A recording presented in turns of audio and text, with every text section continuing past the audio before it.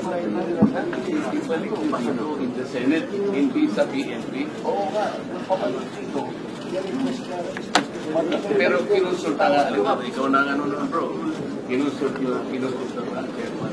Yun nga yung first ng one. Oo, hindi nga. Ang kinonsulta kasi yung speaker.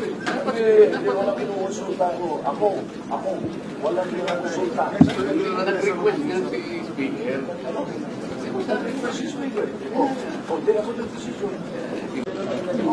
Kaya nga nung September 19. Yes, September 19, hindi na ako yung chairman. Hindi nga.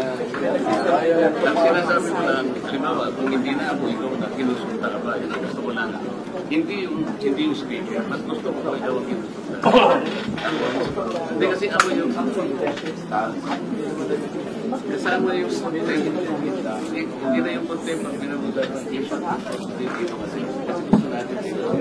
Ngayon, hinirap siya, kumain naman tayo. Pero ang kanyang condition na binigay, so hindi after the hearing.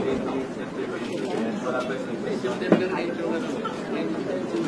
September 8 ang sulat. Kaya nga, pero yung condition mo September 8.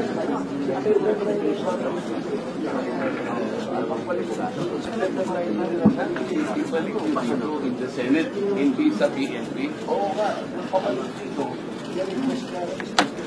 Pero kinonsulta nga, alam mo, ikaw na nga nun, bro. Kinonsulta nga, chairman. Yun nga yung first ng one. Oo, hindi nga. Ang kinonsulta kasi yung speaker. Wala kinukonsulta ko. Ako, wala kinukonsulta.